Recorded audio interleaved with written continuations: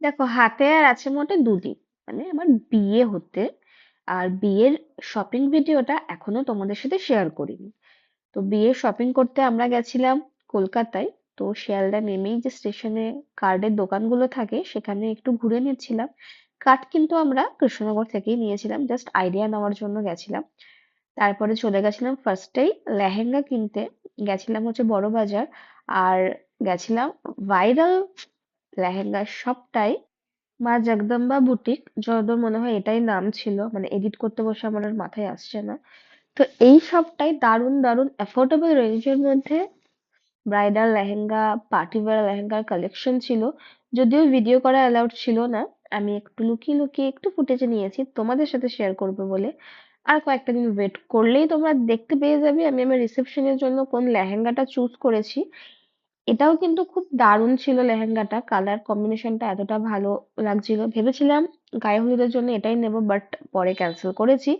তারপরে আমরা চলে গেছিলাম লাঞ্চ করতে। আমার মা বাবা যেহেতু বড়বাজারে দোকানের জিনিসপত্র কিনতে যায়, তো এই দোকানটা খুবই পরিচিত আর খুব টেস্টি টেস্টি খাবার ছিল। তারপরে খেয়ে নিলাম ফ্রুট চাট, আর মিঠির মিমও খেয়ে নিয়েছিল ওর অল টাইম ফেভারিট দুধ চা। আর আমি খেয়ে নিয়েছিলাম ফ্রুট চাট, যেটা পুরোটা শেষ করতে পারিনি। আর খেতে খেতে কেমন একটা হয়ে যাচ্ছিল বলে শেষ পর্যন্ত আর পুরোটা খেয়ে ওঠা হয়নি। আমরা কিন্তু আগে থেকে প্ল্যান করে গেছিলাম কোথায় কোথায় যাবো আর কি কি কিনবো। ভেবেছিলাম ওই দিনের মধ্যেই সব কেনাকাটা শেষ করে ফেলবো, মানে একদিনেই হয়ে যাবে, প্রচুর টাইম। বাট শেষে গিয়ে দেখলাম দুটো তিনটে মেন মেন জিনিস ছাড়া আমাদের কিছুই কেনা হয়নি। তো বড়বাজারের এই দোকানটার লস্যি ভীষণই টেস্টি হয়, তো মিঠির মিমও খাচ্ছিল। আমি একটু টেস্ট করে ভাইরে ভাই, দেখলাম, এসব লস্যি দেখে কি ভীষণ লোভ লাগছে।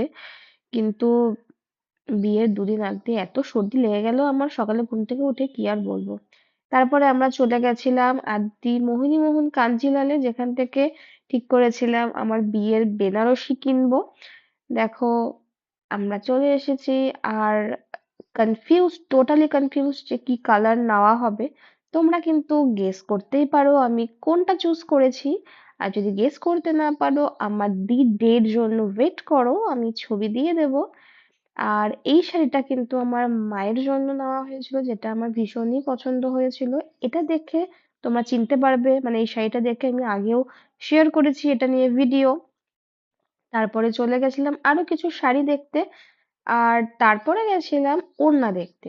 আমার একটু হালকার মধ্যে, মানে লাইট ওয়েটের মধ্যেই ওড়না পছন্দ ছিল। আর আমার আহ বেনারসিটা যেহেতু টিপিক্যাল রেড নয়, তো আমি একটু অন্য কালারেরই ওড়না চাইছিলাম।